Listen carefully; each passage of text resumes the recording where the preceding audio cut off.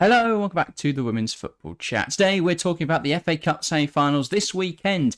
We are back with the Women's FA Cup semi-finals. Very exciting time. We're coming out of the international break and we've got the semi-finals. Very exciting, isn't it, Harry? I love cup semi-final time. Yeah, these are two big games for all four sides involved. It's a very, very prestigious competition. We've had a few winners across the years. This year maybe is the year, looking at these games, that we could see a different winner. It's a big moment. The magic of the FA Cup always exists. And in the semi-finals, that's even more prominent. I feel like the storylines heading into this final are very interesting because obviously City already knocked out by Tottenham and City had already knocked out Arsenal by that top point. So we're guaranteed to have a side we didn't expect in the final with our first semi-final, and that's Tottenham versus Leicester City. Just how big a moment is that for both these teams? Which is absolutely massive. These are two sides that a FA Cup final appearance would top off this season. Tottenham came in top of the decade, really. Never than won anything. Yeah, Tottenham came into this season new manager under Vilahamn, and he took his time to get used to it. And they did have some poor results to start, the 7-0 loss to City, results like that. But they got going and they've put together a decent season. And I really do think going into next year they can really kickstart something.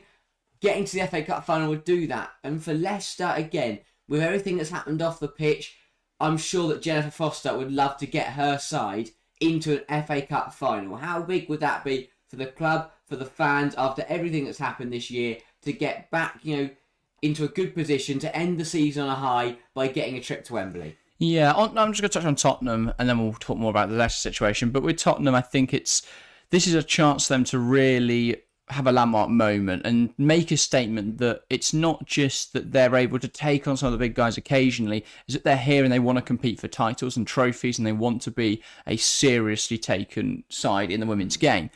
And this would be a great chance for them to get to their first final. And Leicester, they've only lost to them once, and that came in the round of 32 of the FA Cup in 2022. So Tottenham have a good record against Leicester. They shouldn't really have any issues here, but I think this game really would demonstrate whether they are actually going somewhere or whether they're still just in the same place. Because if Tottenham are going somewhere, they'll win this game and they'll be in an FA Cup final. Tottenham from a few years ago would have lost this game and it had been a huge missed opportunity. So it's going to be really interesting to see where they are on that scale. Are they there to compete seriously at the top level, or is it just a fluke that they are where they are? Yeah, I mean, it'd be it's that step in the right direction, isn't it? As we say, Tottenham haven't been great over the last few years. This season, though, they recruited well. They, brought in the right people on and off the pitch. And it would really show that they've made some ground on the top lot if they can reach the final. And who knows what can happen in a final? You never know whether they get United, Chelsea.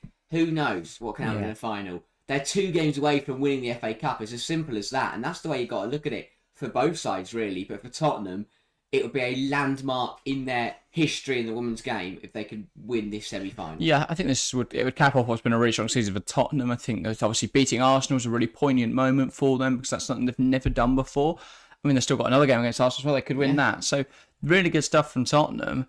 And this would, again, as you say, top it off for them if they were to even get to the final. But imagine they won it. What a huge moment that would be for the club. So for Tottenham, this game is of the utmost importance. Let's touch on Leicester as well, though, because as you say, it's been a weird season for Leicester with everything that's gone on around the club off the field regarding Willie Kirk and other issues like that. I feel like for Leicester, this, again, would be a very poignant moment because it would show they've overcome that and they are a good enough side to compete regardless of who the manager is. And I feel like Leicester are good enough to compete. I know that they've not had a great record against Tottenham and they're not one of the best sides, but they've got players that could come up in these big moments. Sam Tierney, you could look at Lena Petterman, you could look at, well, probably most prominently, Jutta Randala.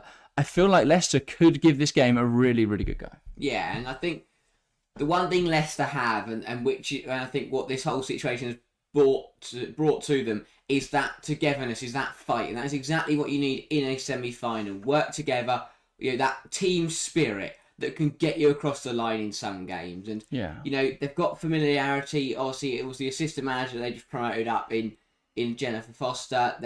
It's the same staff mostly throughout. It's that team. They know each other. They know what they need to do. And on the pitch, if they can use that spirit and togetherness, they could find themselves in the FA Cup final, which would be an incredible achievement. It would be, and it would really take inspiration from their men's side, competing against the odds and getting into an FA Cup final just 3 years ago. This is a chance now for the women's side to achieve a similar feat. It won't be easy though. Tottenham's a very difficult game. So that's the early kickoff, the 12 o'clock kickoff. Then at 14:35, 2:35, which is perhaps the weirdest kickoff time I've ever seen. I'm not exactly sure why we're playing at 25-3, but Manchester United versus Chelsea. This is going to be a very good game. A repeat of last year's final where Manchester United lost 1-0 on the day.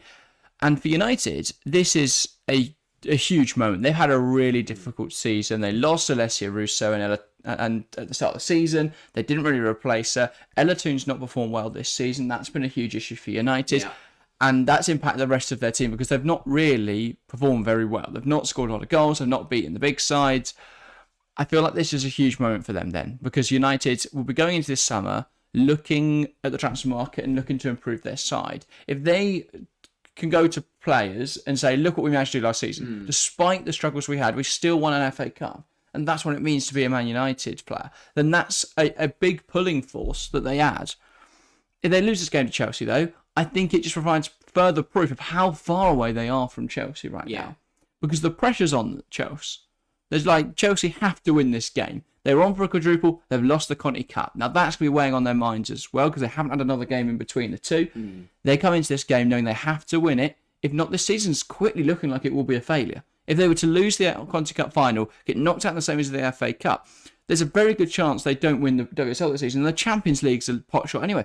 If Emma Hayes took no trophies from her final season, that would be an unmitigated disaster for Chelsea. So this is pivotal now. We've gone from a situation where, who cares the Conti Cup either way, Chelsea is still going to win everything else, to a situation where it's like, well, Chelsea have lost that now. There is nothing, they've got to win the FA Cup. If not, they could come away with nothing from this season. Yeah, I think, as you say, this was a normal league game. I think Chelsea have got this in the bag very comfortably, but it is a very different scenario. There's a lot riding on this game. I mean, you mentioned going trophyless. Chelsea haven't done that in 5 years. Yeah. The last 5 seasons, they've picked up at least one trophy, if not 2 or 3. All of them. Yeah, and it is, for United, you've got to think this is a golden opportunity. You're at home against a Chelsea side who are up against it, but not up against it in terms of, they're fighting, against the tide. They're kind of fighting against themselves, really, and that pressure that they put on themselves. United have a great opportunity here to reach this FA Cup final and to get one over Chelsea. Finally, Mark Skinner, he will want nothing more. That man has dreamt every day about beating Emma Hayes in a football game, and he still hasn't done it. Is this weekend the time to do that? I think it's a perfect opportunity. It's the last time they'll play each other. No, these two meet on the final day of the season. Of course they do. Which is a big game, but this is a pivotal moment. Manchester United's record against Chelsea is abysmal. 10 matches played, 9 wins for Chelsea and 1 draw. United have never beaten Chelsea. More specifically, Mark Skinner has never beaten Emma Hayes, and that does feel like a bit of a personal grudge. Skinner's always, in press conferences, the way he conducts himself on the pitch, he's always shown that his big thing is he wants to beat Emma Hayes. Yeah. Obviously, he'd love to be the top dog in the league, but it feels like he's more embroiled in this personal battle. I don't know what it is about Emma Hayes. Idaval's got a problem with her too. I think for the vendetta, Skinner just wins everything. Yeah, understandably so then. But Skinner is desperate to finally win. Now, the thing will be for Skinner is he would have seen how Hayes reacted at the end of that Conti Cup final, and he knows there's an opening there because that was a crack shown in Hayes' armour. Yeah. Usually she's stout and she doesn't show any emotion and she doesn't get involved in any spats on the sideline. Skinner would have watched that, and I bet you now he will try and use that. He'll try and get under her skin. He'll look like an absolute idiot on the sidelines because he knows if he can get in Emma Hayes' head, he can win that football match. Yeah. And obviously his players could do it on the pitch, but is that going to happen? I don't know. That remains to be seen. But I expect all the amateur theatrics. I expect them going over the handshake and going, oh, don't push me. All that sort of stuff. Just trying to knock her off her game. But for Chelsea and for Emma Hayes, it's a game of great importance. But Chelsea know how to deal with these sorts of games. They've been here before many, many times. They know what it takes to get that win over the line, to get the job done, to see themselves through to another final. So for Chelsea, there shouldn't be any issues here. And realistically, we look at the FA Cup now from a Chelsea perspective. If they beat Manchester United in the semi-final, there shouldn't be there should be no issue winning this trophy now, because Tottenham and Leicester both having good seasons, both, great job to them to even get here, but they're not on the level of Chelsea. Chelsea shouldn't have any issues with winning this FA Cup if we're being realistic. The only thing that stands in their way now is Manchester United, who, again, never beaten them, but they are still a good side. They are the best team left in this competition. It is by no means an easy victory. Yeah, and I think for Chelsea, obviously, last year, it's a similar story. Chelsea lost the Conti Cup final to Arsenal, and then the pressure was then suddenly on the FA Cup and on the league title. I know the league title was a bit more wrapped up by now, but Chelsea did it last year. They lost the Conti Cup final. They bounced back. They have that winning mentality, that winning material, that even when they do lose one, they don't let that affect them and they crack on. However, I do feel this Conti Cup final has a little bit of a different reaction about it, because it doesn't feel like Chelsea have just got on with it and dealt with it. But we're going to find out on Sunday, aren't we? Have Chelsea dealt with it? Can they get back on track? Either United are going to stun us, Chelsea are going to throw it away, and then there'll be serious questions asked about Chelsea's season. Or what the Blues do best, and what they will probably do, is turn up, outclass Man United, and really show that they still mean business despite dropping a trophy. Exactly that. Well, it's going to be very interesting to see what happens this weekend. What impact do you think it has? Obviously, we're still halfway through the international break when we're talking now, so there could still be injuries coming up later this week. What impact do you think it has that we haven't had club football over the last 2 weeks? Yeah, it's going to be interesting. I mean, I feel for the Chelsea players, I think especially, I know United players have got some for England, but you think of Lauren James, Niamh Charles, they played. We haven't seen the Ireland game yet, so we might be. I don't know who would have started that game, but if you're Emma Hayes, you are calling Serena and you are begging that you do not play any Chelsea players in that game. They played Niamh Charles 120 minutes in the Conti Cup final, then didn't quite got to 70, 80 against Sweden. Yeah. I don't know if she would have played the Ireland game, but then coming back, Chelsea, they're going to be tired. It's going to be tough, but yeah, I get what you mean. Club football not being for 2 weeks, and especially in Chelsea's situation where the last game was that Conti Cup final loss, it's going to be hard to get back in and adapt. Yeah, so it's a consequence really of the scheduling at the moment in the women's game. I find the scheduling very weird. It's a mess. Because we have Champions League ties on the weekends. It's very difficult for them to fit all the games. I don't really know why we play the Champions League on the weekends. They don't do that in the men's game because it interferes too much with the league phases, the domestic stuff. But anyway, that is what happens. I guess maybe it's for attendance purposes because it's more difficult for fans in the midweek. But I don't know. I feel like that's quite a weird feature at the moment of the Women's Champions League. And if the leagues do expand in the way we expect them to, I think that's something they'll have to revise in the near future. Because if not, you're going to have issues where Chelsea will be having to play their league games in the midweek rather than those Champions League ties.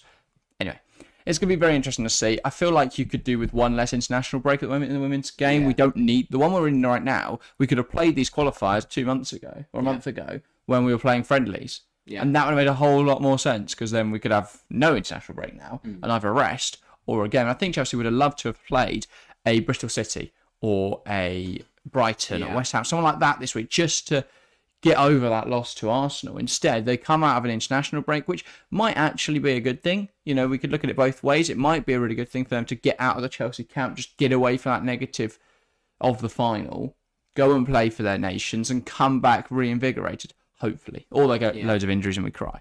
It really can go either way. But yeah, it's going to be very, very, very interesting this weekend. Make sure to join us live. We're live for Manchester United versus Chelsea on Sunday. Hopefully we're tracked to a very good game.